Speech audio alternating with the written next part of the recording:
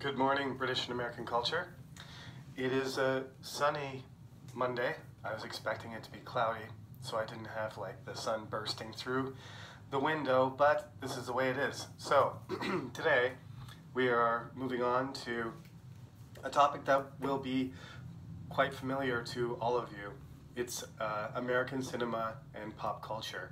The first part today will be just primarily about Hollywood, and the second part will be about other aspects of American pop culture.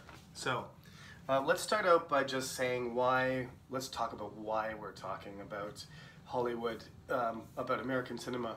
Well, the first reason is because that's one of the things that everybody knows about America. It's a huge part of American culture now, and I think it's important to know where it came from and how it developed, because it wasn't always this gigantic blockbuster, industry that everybody's familiar with.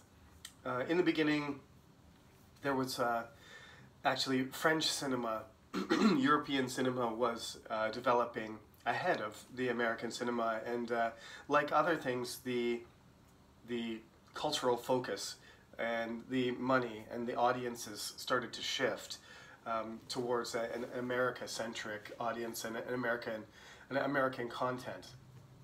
This had a lot to do with money, and we have talked about the 20th century in a broad sense, and also about World War I and World War II especially. So you all know how essentially the American culture inherited the European and British especially influence over global culture. So when the technology developed for film, that American culture was in position to take advantage of that and to expand. Now, another reason that we're going to talk about this is because a lot of people's first exposure, if they haven't been to America or met an American individual, is through Hollywood. It's the movies come to countries and people all over the world who have never actually been in direct contact with America. So this shapes perceptions of American culture. So that's another reason why American cinema is really important to understanding the perception of America outside of America, not just within it. And people who are American sometimes absorb it in the same way, thinking that everyone is just like them because they have some similarities with something that's shown in Hollywood, so therefore everybody in America is uniform. But this is not the case. Hollywood has generally the effect of, it has the effect of making stereotypes stronger, of reinforcing stereotypes of Americanness and of certain types of American behavior and certain types of American people. So that's another thing, that's another reason to study the American cinema as an important part of American culture. Other reasons also follow quite closely behind those. It has been used and it's continued to be used as propaganda, as sort of an advertisement for different aspects of America, military aspects, political aspects, and cultural aspects too. Even economically or financially, there's a certain amount of branding that goes on, and if you see somebody driving a certain type of car in a movie, there's a high possibility that that car's not there by chance, that it hasn't been just thrown in there as a part of the film randomly, but that a company has it's product placement, and the company has actually paid for that. It's a sort of advertisement for a certain brand. So that occurs all the time.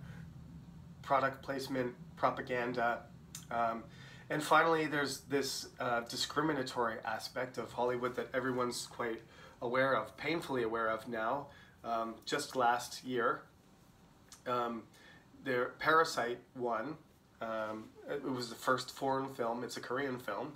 It's a very, I think it's a very complex and well directed and well written movie, and it deserved to be chosen as the best picture, but it is kind of shocking that it was the first one, and that for so long all the other good films that could have won were excluded. So finally that did happen, which is progress, and there should be more variety than there is. This is the thing that people point to, is that there's a lot of disproportionality. So there's more white actors, there's more white male actors than there should be, according to the representation of the people of the population. There's just almost never, you know, for example, a female African American or a female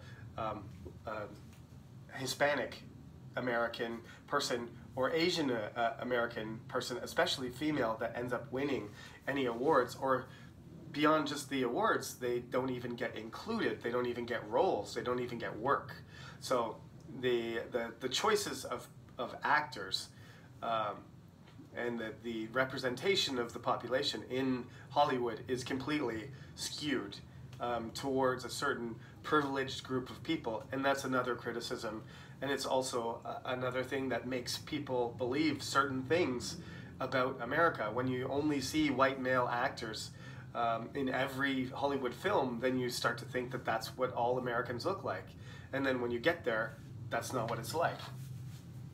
So those are really important reasons why we should take a look at American cinema, which has become synonymous with Hollywood. There are independent films, there are filmmakers that are independent, but they're not nearly as influential, so I'm not going to focus on them. Although you should watch their films, and you should be aware that there's lots of good content out there that's not included in the Hollywood, you know, group. So let's go forward to our just a sort of timeline and discussion of the development of Hollywood, and that will be the rest of the content for this lecture. So, you know, American cinema can be divided into eras, just the way we've been doing. It's a way of managing, you know, the whole period of, you know, the 20th century and American culture itself. These are just convenient ways of categorizing the culture and its development, but like I've said before, it doesn't mean that there's not sort of a transition period between each era, and that some things don't really fit neatly into the category. Some films are ahead of their time, and some films continue to have the characteristics of the ones before. There's no like sudden, you know, moment where everything changes from one you know, category to the next. So let's just start with the basic start of the American film industry, where in the beginning Hollywood wasn't the primary location or group that dominated the industry. There were hundreds, in fact, of studios, and it wasn't clear at first whether California was going to be the sort of hotspot for the development of American films. That it could have been Florida, or it could have been somewhere in the Northeast, and there were studios in different locations. And as the competition increased and the studios in California had success and the other studios started to fade away and be less competitive, then Hollywood became the sort of nexus for all of the film industry, that everybody who wanted to be in the business ended up migrating to California. And that wasn't the case in the black and white era. There were lots of different places you could get acting work, and you could work in studios in different geographical locations. And so Hollywood didn't really exist in the sense that it does now during the first period. So we're just gonna, I'm not gonna worry about the dates so much, but you can just divide it into quarters almost. So you have the black and white era going into, you know, about into the Great Depression almost, where at first there's no sound, but then sound gets added, but it's still black and white, and then they start to add color, right? And some of the classical Hollywood films that you could categorize as classical Hollywood were still black and white. Well, we'll just say the black and white era includes lots of different studios, not a focus on Hollywood, and the development of sound, but early on no sound, and then the true end of the black and white era really is when color starts being introduced. Okay, so one aspect of the line between classical Hollywood and the black and white era is color, but the second one is the fact that it's Hollywood. It's called the black and white era, and this is called the classical Hollywood era because this is when Hollywood starts to take over. And when Hollywood starts to take over in the 30s, towards the beginning in the Depression, but during the Depression, this is something that we call the Golden Age, actually.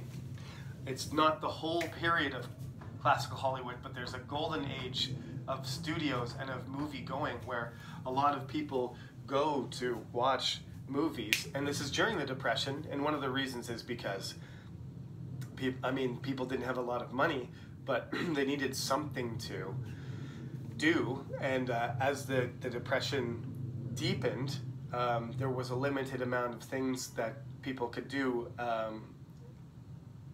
which would be some sort of form of entertainment that would take their minds off their environment, right?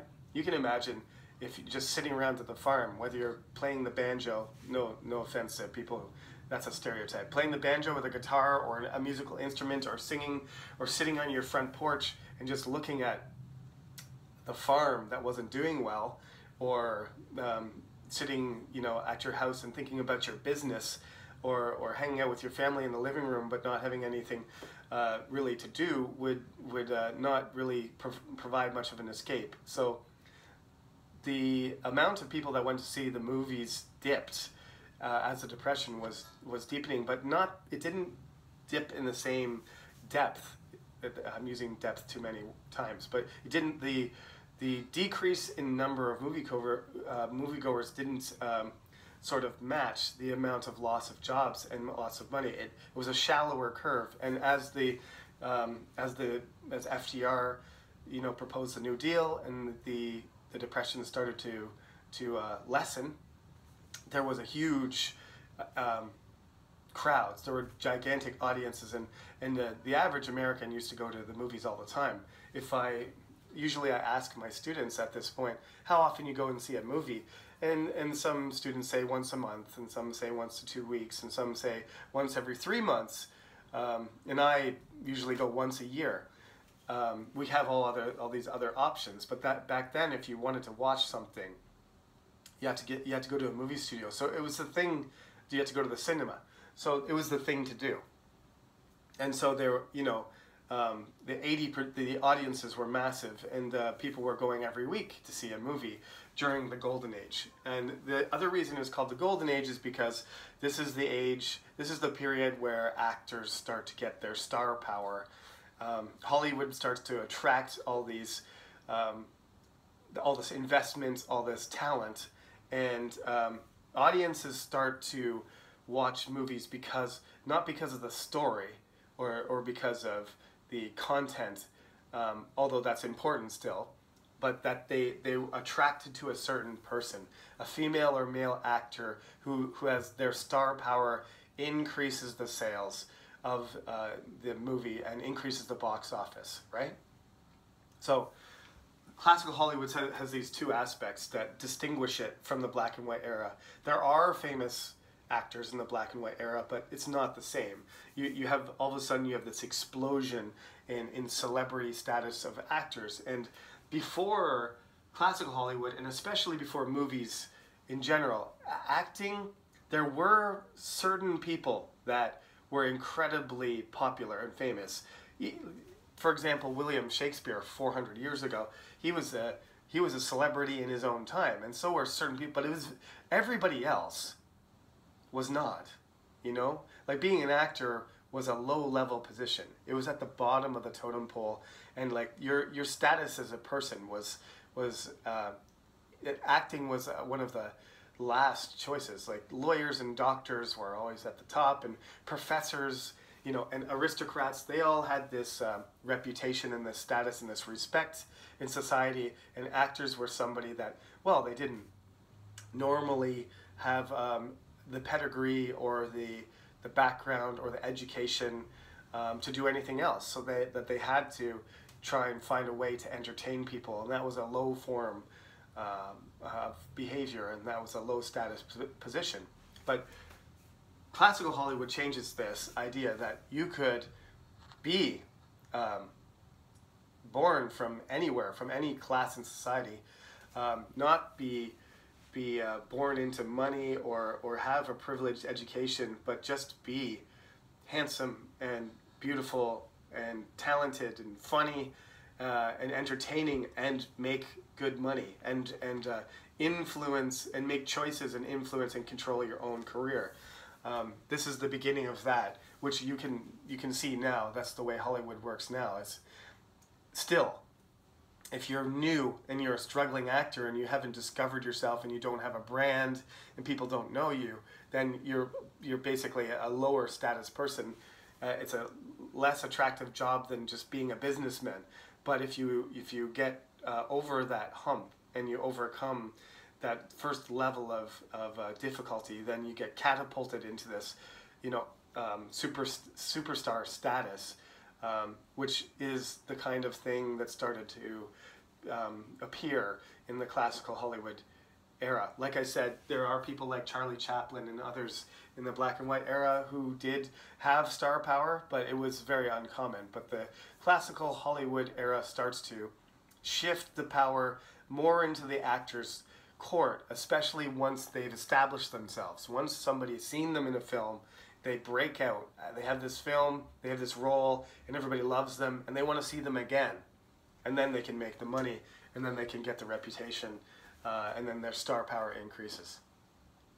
So, one thing that happens towards the end of the classical Hollywood age is that at the end of the Hollywood age, the invention of the television puts a huge dampener on the crowds of people that go out, because the invention of the television initially is not a big deal because not very many people have a television, but then as households acquire a television, and programming starts to increase. So initially when the television is invented, not very many people have them, only rich people do, and so it doesn't affect the box office sales. But then over the decade from 1940 to 1950, where millions of people start having televisions, and then instead of having originally television programming was like 1 or 2 hours a day and that was it, then they started having television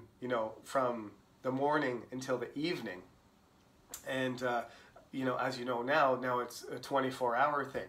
But that's pretty recent. Even when I was young, television, a lot of stations would just, have the rainbow colored bars would come up at like 2 o'clock in the morning, and there'd be no programming. If you went to that station, the station would just be these colored bars for like 4 or 5 hours every night because nobody was watching in the middle of the night. So at the beginning, the television didn't have as much of an effect, but as the programming, as people acquired televisions, it became something that every American had. Then the numbers of people going to the studio decreased. So that's one of the things that ended classical Hollywood, was the invention of the television. So television, television, they always say television killed the radio star. It certainly did. But it also killed the golden age of the cinema. All right, so the new Hollywood, one thing is television is round, so they had to compete with television. Second thing is directors start to have their own star power. So people start to appreciate the skill and the ability of certain directors. And this is something that continues until this day as well. And there were a few, there were directors that were capable and famous. Alfred Hitchcock is one of them, that go back into the classical Hollywood era. But they were very rare, that somebody could command huge salaries and make their own script and their own decision, and perhaps make their own studios if they were influential enough and created a story and a movie that people perceived was connected to them. That started in the New Hollywood era. One of the best examples of this is George Lucas, and he doesn't come along until towards the end of the New Hollywood era, but he created this thing called Star Wars, and then Star Wars was so popular and people were so obsessed with it that that's not the first movie he directed, but he had a sequence of films. American Graffiti was another one, where the interest in his directing and his brand and his story increased so much that he created his own studio called LucasArts.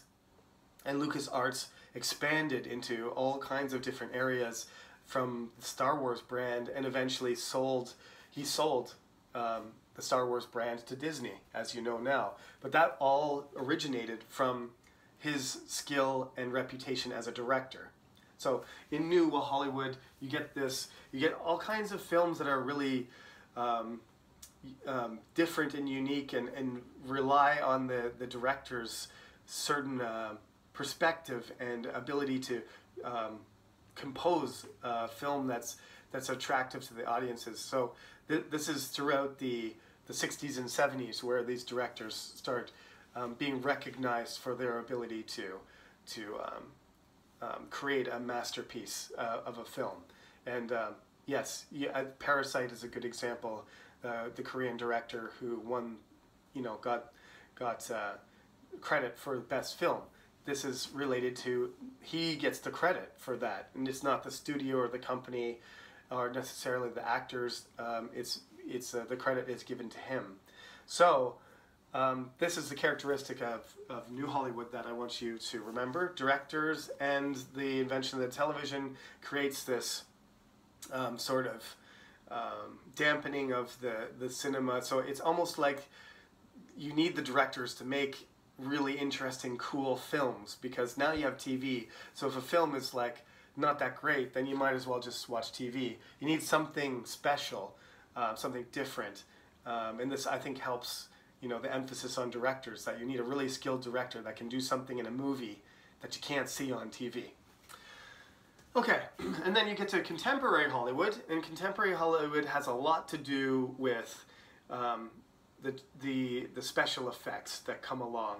The primacy of special effects sometimes over director skill or actor star power or whatever brand or genre is connected to the film.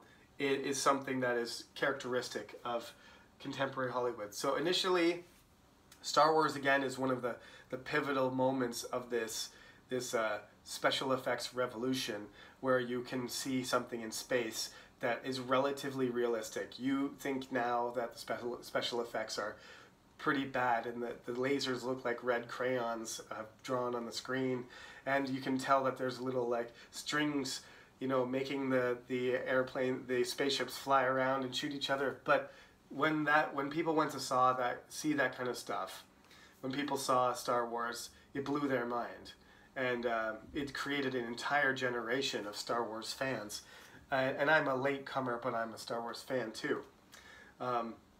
So the special effects created this environment that's heightened experience of things that you could only imagine before, but now you could see them on the screen. And it created this movie experience that started to maintain the numbers of people going to the movie theater, because they wanted the powerful sound and the amazing special effects, which you couldn't see on TV. This is where the big budget, expensive films based on special effects started to become popular, and the result of that is, I guess it's an appropriate title, Endgame. The Marvel movies, the Iron Man series, and all the Marvel movies are the culmination of all that technology. So one thing I want you to remember, though, is that it was explosions, and it was artists and models and sculpting and positioning and lighting and camera work originally. That CGI is something that you're used to, and that's the computer's ability to create graphics, right? But the beginning of contemporary Hollywood was actually around 1980, the late 70s and early 1980s, when all those special effects technologies were developed, and then the computer, revolution, the CGI revolution started in the mid 1990s with movies like Blade, and in the late 1990s, The Matrix, that used a combination of computer graphics editing and of specialized cameras and slow motion technology and the tunnel camera and all those kind of things to create these things that you couldn't imagine and make them increasingly realistic. And this is where we are now. We probably, again, like I said, the American century is over, and the contemporary Hollywood has been going on for 40 years? I don't think so. I think we probably need to add another category, but I'm not going to be the one to create it. Well, I'd like to be, but there hasn't been one created yet. So we kind of need a term, probably, for the era that has happened since about 2000. So that's a good mark point for the end of contemporary Hollywood, and to talk about 21st century Hollywood being the proliferation of superhero movies and of the next level of CGI that creates entire universes for us to experience, in the 4D and all those kind of things. But that's not going to be included on this test or this course, because those terms haven't been coined yet. So they're just going to be tacked on to the end of contemporary Hollywood. So just remember, special effects is the main delineation point, the main transition point from the category of New Hollywood to contemporary Hollywood. But there's also sort of 20 years later, there's another special effects revolution that is related to CGI, right? So we'll just put that there. Don't forget that, because that might appear on the exam. All right. That is the breakdown of 20th century Hollywood American cinema for you. And the next lecture that we do this week, part 2 of American cinema and pop culture, will be the pop culture part. So thank you for listening, and have a good week. And I'll talk to you again later in the week about pop culture.